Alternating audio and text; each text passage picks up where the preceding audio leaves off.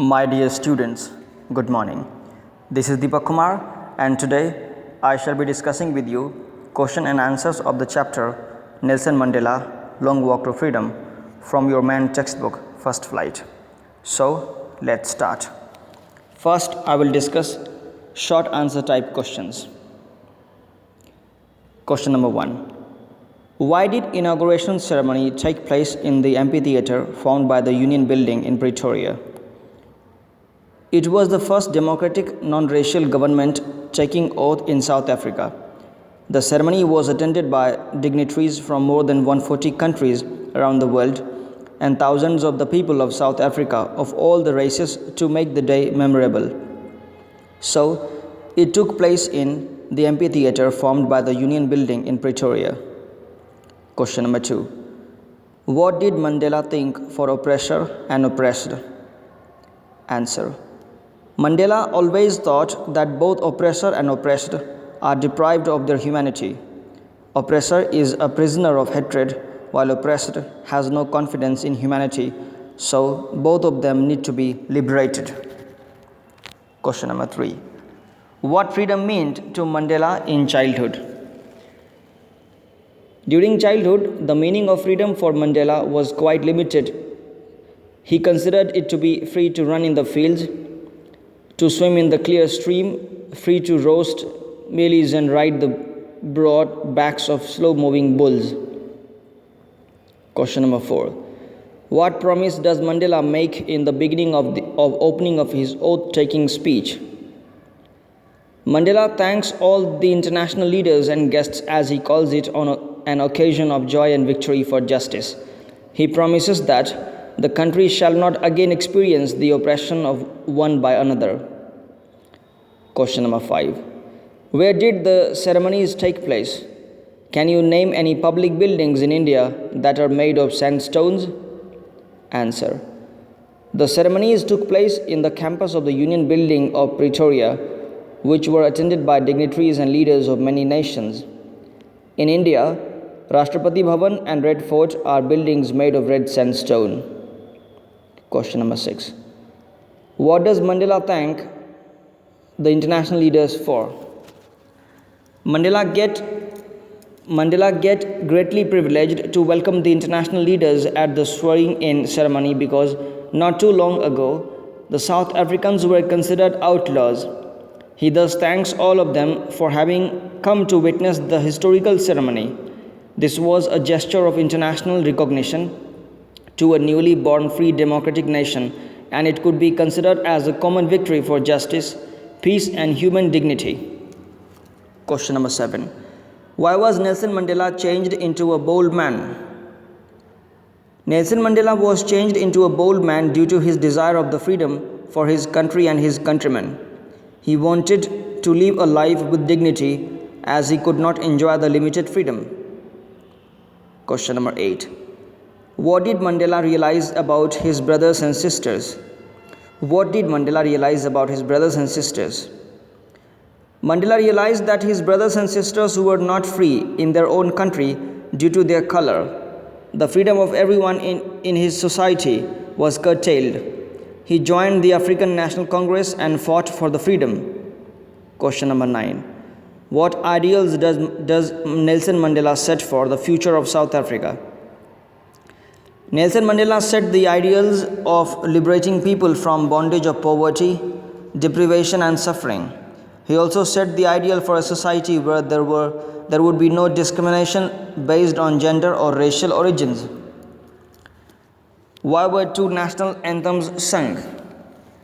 On the auspicious occasion of the inauguration, two national anthems, one by the whites and the other by the blacks, symbolizing the equality of the blacks and the whites, were sung.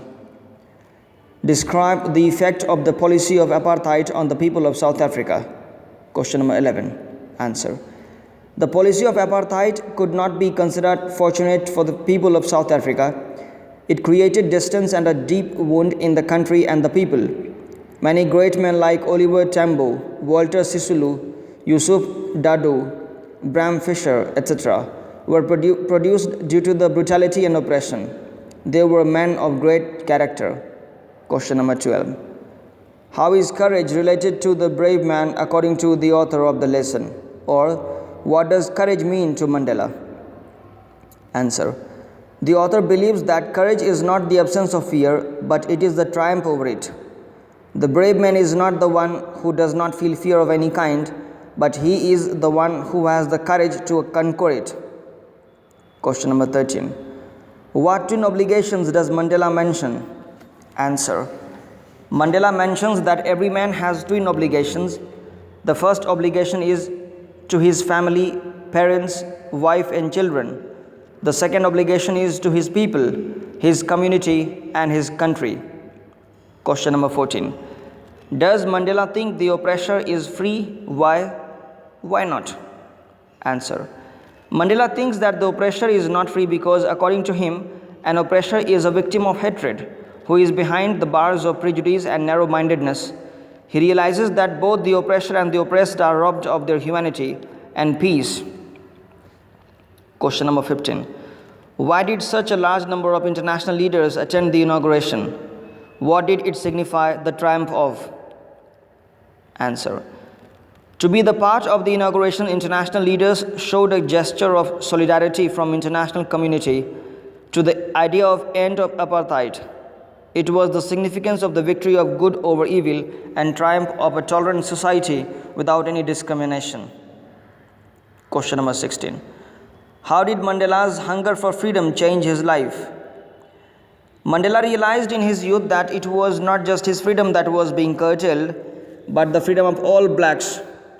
This changed the fearful man to a fearless rebel. He sacrificed the comforts of a settled family life to fight for a greater cause. He joined the African National Congress, and this changed him from a frightened young man into a bold one who fought against racial prejudice. Question number 17.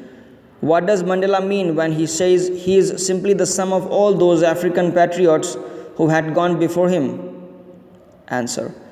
By saying that he is simply the sum of all those African patriots, Mandela wants to pay his tribute to all the people who have sacrificed their lives for the sake of freedom. He says that he is grateful to those who had gone before him because those heroes of the past had paved the path of cooperation and unity for him. This is due to them that he could try to come to power to bring equality for his people with their support. Thank you, my dear students. Now I will discuss some long answer type questions. Number 1. At the beginning of his speech, Mandela mentions an extraordinary human disaster. An extraordinary human disaster. What does he mean by this? What is the glorious human achievement he speaks of at the end? Answer. By an extraordinary human disaster, Mandela means to state the practice of apartheid in South Africa. During this, there was a racial segregation based on color, and the blacks suffered a lot. They were not allowed to demand freedom or any right. Mandela himself had to spend many years on infamous Robben Island as a prisoner, where he was beaten mercilessly. He considered it as a great, glorious human achievement that a black person like him became the president of a country where the blacks were not considered even human beings and were treated badly. Question number 2. What did the military generals do? How did their attitude change and why? The highest military generals of South African Defence Force saluted Mandela and pledged their loyalty, which was of great significance as during apartheid era they would have arrested him. The change in their attitude was because of struggle and sacrifices put in by many heroes of South Africa. This struggle not only ensured the freedom of a nation struggling against apartheid, but also brought a change in mindsets of many. He believed that love can also be taught, and human beings is naturally inclined towards love rather than hate. Question number 3. How did Mandela's understanding of freedom change with age and experience? With age and experience, Mandela understood the real meaning of freedom. As a young boy, he thought that he was born free and believed that as long as he obeyed his father and abided by the customs of his tribe, he was free in every possible manner. But as he grew older, freedom to raise a family and freedom to earn livelihood started dominating his thoughts. Gradually, he realized that he was selfish during his boyhood. He slowly understood that it was not just his freedom that was being curtailed, but the freedom of all the blacks. It was the freedom from fear and prejudice. Age and experience widened his perspective of freedom. Question number 4. Would you agree that the depths of oppression create heights of character? How does Mandela illustrate this? Can you add your own examples to this argument? I agree with the statement that the depths of oppression create heights of character.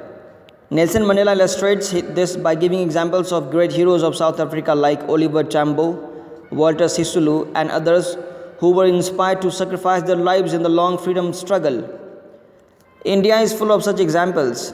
During our freedom struggle, there was a galaxy of leaders of great characters, and the oppression of the British rule led to the creation of the people of noble characters like Mahatma Gandhi, Lala Lajpat Rai, Jawaharlal Nehru, Chandrasekhar Azad, Sardar Bhagat Singh, and many more. If we compare them with the quality of political leaders India is having today, then Nelson Mandela seems to be absolutely right. Question number 5. Describe the obligations which the author is talking about and also describes his feelings for them. Answer. In the chapter, the author is talking about two obligations for every man. The first obligation is towards his family, parents, his wife, and children. The second is towards his community and his country. Being a social person, one has to fulfill these obligations. But being a black colored person in South Africa, a man was not free to perform his obligations and got punished if he tried to do that.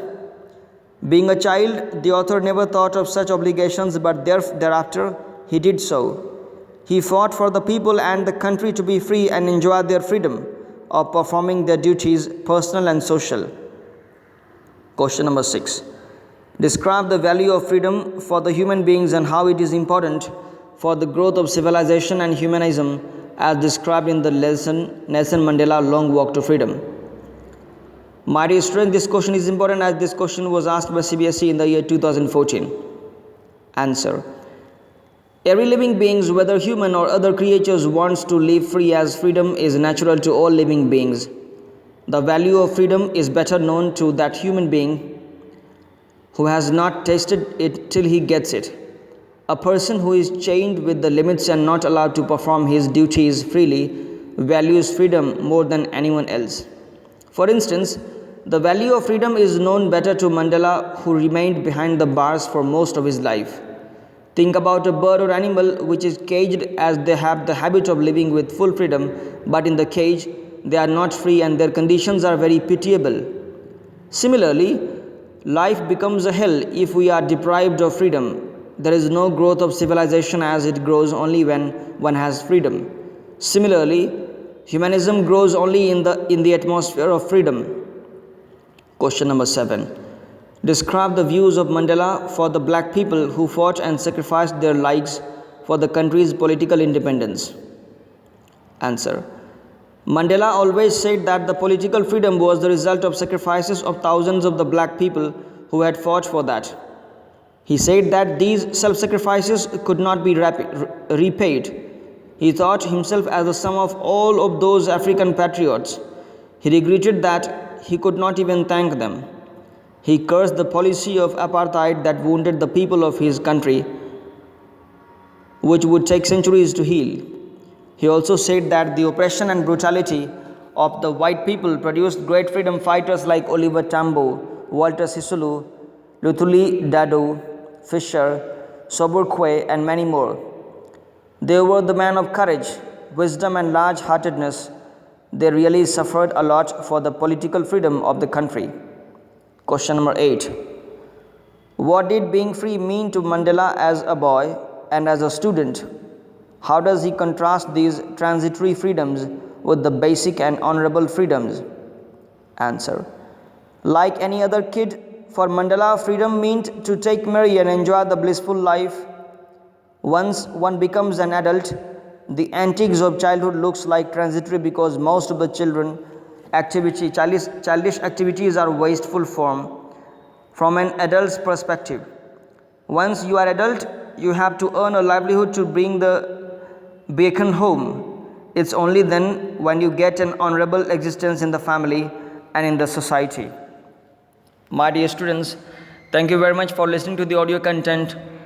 I request all of you to listen it twice and so that it will help you to write your answers in a better way. In case if you face any problem to understand any question, you are requested to send me a message or please convey the same to me during online classes. Thank you very much, my dear students.